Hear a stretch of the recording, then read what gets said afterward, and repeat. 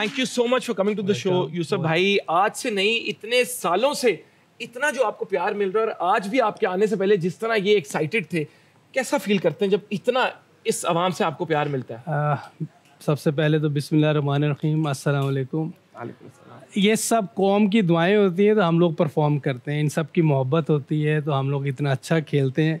खेलना तो सारे ही चाहते हैं अच्छा, लेकिन कुछ लोग बहुत ज़्यादा अच्छा खेलते हैं। ये सब ये भी हैं, और जितने भी लोग पाकिस्तान में और पाकिस्तान से बाहर हैं, ये सब अपनी टीम के लिए दुआएं करते हैं, जिसकी वजह से हम आगे अच्छा खेलें। तो अगर मतलब क्रिकेटर प्रैक्टिस करना छोड़ दें, इनकी दुआओं पे काम चल जाएगा?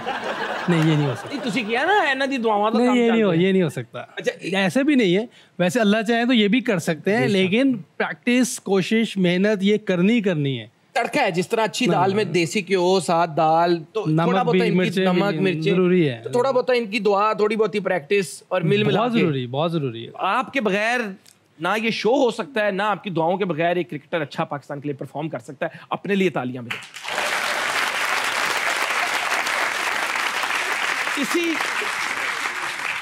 इस शो में यूसुफ भाई कुछ सवाल मैं आपसे पूछूंगा, कुछ हमारे सेगमेंट्स होंगे, और एक मेजॉरिटी, एक बड़ा इंपॉर्टेंट इंटेग्रल पार्ट शो का है इनके सवाल जो ये आपसे पूछना चाहेंगे। तो हम शो को शुरू करते हैं। मैं आपको कहूँगा तशरीफ रखें, और एक दफ़ा फिर से वेलकम टू हद कर दी साहब। यूसुफ भाई, शुरू करते हैं पहले सवाल से। इस शो को शुरू करते हैं शुरू से। Lahore railway colony, Carson ground, और एक छोटा सा लड़का जो एक क्रिकेट लविंग फैमिली से जिसका ताल्लुक था, ये सब शुरू कैसे हुआ? अब क्योंकि हम लोग बहुत गरीब घराने से थे, और हमारे पास तो बैट ख़रीदने के भी पैसे नहीं थे, बॉल ख़रीदने के भी। लेकिन मैं और मेरे बड़ा भाई दोनों को शौक़ था क्रिकेट खेलने का। तो मेरा ख्याल है कि मैं उस टाइम 8-9 साल का होऊंगा। अच्छा। तो वो एक कपड़े धोने के डंडा होता था घर वालों का, उससे मार पड़ती थी। हाँ, मार भी पड़ती थी, और लेकिन उससे खेलते भी थे। पहले टेबल टेनिस का बॉल, और उस पर टेप करके खेलते थे। टेबल टेनिस के बॉल? हाँ, उस पर टेप करते थे, ऐसा डबल टेप करते थे ताकि वो थोड़ा हैवी हो जाता था, थोड़ा बड़ा हो जाता था। उससे रोड पे खेलते थे। ये जो आम लोगों के आने जाने के लिए रोड होती है ना, उस पर खेलते थे। तो वो ऐसे रोड सीधी जाती थी ग्राउंड की तरफ। तो वहाँ एक जो क्लब थी कार्सन ग्राउंड में, वो गोल्डन जिम खाना, उनके एक बानी थे हाजी बशीरुद्दीन चुगताई साहब, अल्लाह उनको जन्नत में जगह दे। उन्होंने देखा खेलते हुए, उन्होंने कहा बेटा आप ग्राउंड में आया करें। तो मैंने और मेरे भाई ने कहा जी हम ग्राउंड में तो उसके लिए शूज़ चाहिए, किट चाहिए, ये सारी चीज़ें हमारे पास तो कुछ भी नहीं है ये, और हम ले भी नहीं सकते। तो उन्होंने कहा आप आएँ, अल्लाह बेहतर करेंगे। खैर चले गए, उन्होंने कुछ चीज़ें अरेंज करके उन्होंने अपनी तरफ से दी, और वो मैं कुछ तकरीबन 2-3 साल सिर्फ जो है शाम को आखिर में कोई एक आधा ओवर खेलने को मिलता था जब नेट ख़त्म होने वाला होता था। तो वो ये 2-3 साल मैं करता रहा हूँ, और 2-3 साल के बाद ऐसे अचानक उन्होंने एक दफ़ा कहा मुझे कि आप आज ओपनर जा रहे हो।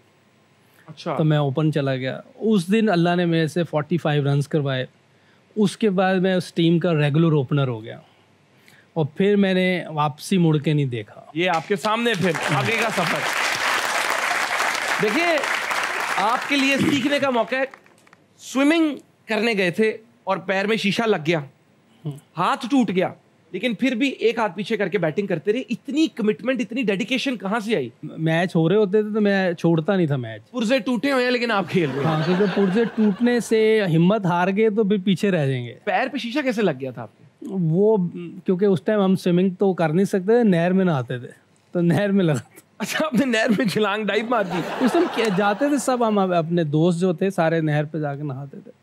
ये बहुत पहले की बात है, और जल्लो जाते थे हम लोग। अच्छा, जल्लो आप स्विमिंग करने जाते थे? जी, स्विमिंग नहीं, बस नहाने जाते थे। अच्छा, वही। स्विमिंग आती नहीं थी, उतरी जगह पे जहाँ टांग लग जाए, पाँव लग जाए जहाँ। हमने सुना है कि जो अंकल थे आपके वालिद साहब, वो भी आपको बड़ा सपोर्ट करते थे। आपके जब आप खेल रहे होते थे तो ग्राउंड में वहाँ पे होते थे आपकी परफॉर्मेंस देखने। जो मेरे घर के करीब ग्राउंड थी वहाँ मैच देखने आते थे। जहाँ कहीं बाहर जब मैच होता था माल्टोन में, या उस टाइम ये पंजाब यूनिवर्सिटी ग्राउंड होती थी इस तरफ, कैंपस की तरफ। तो उसमें जब दूर मैच होते फिर नहीं आते, लेकिन करीब वाले में आते थे। और हालांकि हम लोग बहुत गरीब थे, लेकिन मेरे वालिदैन ने कभी भी मुझे खेलने से मना नहीं किया था। ये मैं आज जहाँ हूँ अपने वालिदैन की वजह से हूँ। क्रिकेटर ना होते तो दर्जी का काम, टेलरिंग का भी इरादा था, और 3-4 दिन जाके टेलरिंग का काम सीखा भी? नहीं, 3 महीने। 3 महीने सीखा जी। मतलब पूरा नाप 32, 36? हाँ, ऑलमोस्ट। तो किस तरह वो एकदम टेलर से शिफ्ट फिर वापस क्रिकेट की तरफ आ गए? असल में जिस एरिया में रहते थे सारे क्रिकेट खेलते थे लड़के। वो एक क्लब थी वहाँ, यूनिवर्सल क्लब, काफ़ी मशहूर क्लब है। अच्छा। अपने हमारे पुराने क्रिकेटर वहाँ से निकले हैं, फजल महमूद साहब वहाँ के हैं, एक आसिफ महमूद साहब होते थे, वो भी वहाँ से थे। अच्छी क्लब थी वो। तो मैंने क्रिकेट छोड़ दी हुई थी क्योंकि हालात ठीक नहीं थे, तो मैंने खुद ही क्रिकेट छोड़ दी। घर वालों ने नहीं मुझे कहा, लेकिन मैंने खुद ही छोड़ दी। तो मैं ये टेलरिंग का काम सीख रहा था। तो वो एक दिन आए मेरे घर में, उन्होंने नॉक किया रात को। तो उन्होंने कहा कल हमारा मैच है, तो हमारे लड़के कम हो गए हैं। उनका एक लड़का कम हो गया। तो मैंने कहा मुझे तो 3-4 महीने हो गए, मैंने क्रिकेट खेली नहीं, मैं तो ये काम सीख रहा हूँ। तो उन्होंने कहा हमने लड़के पूरे करने हैं। तो मैंने कहा यार किसी को भी ले जाओ, मैं तो खेला ही नहीं। कह रहे नहीं, वो पूरे करने हैं जिन्हें कुछ ना कुछ तो आता हो ना। तो उनका कुछ टूर्नामेंट का मैच था, हमारा मैच था हमारा नेशनल बैंक के ख़िलाफ़, क्रिकेट सेंटर ग्राउंड है मॉडल टाउन में।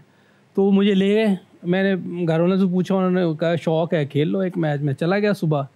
तो जब गए हैं तो उन्होंने मेरे से पूछा किस नंबर पे खेलेंगे। मैंने कहा मैं 4 महीने 3 महीने में क्रिकेट नहीं खेली, जिस नंबर पे भेजो मैं चला जाऊँगा। खैर टॉस हुआ, बैटिंग हमारी आई, मेरा नंबर उन्होंने 5वां लिख दिया। जब मिडिल ऑर्डर पे? हाँ, मिडिल ऑर्डर। तो वो ऊपर से हमारे 3 आउट जल्दी हो गए 25-30 पर। तो मेरे से अल्लाह ने उस दिन 125 करवा दिया। अच्छा, अब वो जो उस टीम में एक साहब होते थे बाबर भट्ट, वो उस टाइम लड़कों को इंग्लैंड लेके जाते थे। तो जब मैंने 125 किया तो शाम को वो आए, तो मेरे से मुलाकात हुई उनकी। तो उन्होंने कहा इंग्लैंड लीग खेलोगे? तो मैंने कहा अंधों को और क्या चाहिए, आंखें तो वो मिल रही हैं, मैं कहीं ज़रूर जाएंगे। तो उन्होंने मुझे कहा कि वहाँ पैसे नहीं मिलेंगे, आपको सिर्फ वो रिहाइश मिलेगी, खाना मिलेगा, आप खेलें। मैंने कहा ठीक है खेलेंगे। और फिर उन्होंने मुझे ये भी कहा कि यहाँ तो 100 कर लिया, वहाँ करोगे तो फिर बताना। अच्छा। उन्होंने चैलेंज किया था, बड़ा है चैलेंज सही था। वहाँ टफ होता है इंग्लैंड में अर्ली ऑन जाके खेलना।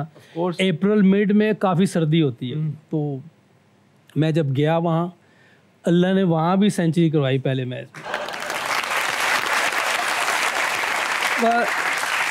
उस वक्त जो हमारी मुखालिफ टीम थी उसमें इंडिया का वो प्लेयर लक्ष्मण था उनकी टीम में। बीवीएस? हाँ, बीवीएस लक्ष्मण। और साथ मैथ्यू हॉगार्ड था, ये भी टेस्ट खेला बाद में। एकड़ा मुंडा आ गया लोरो।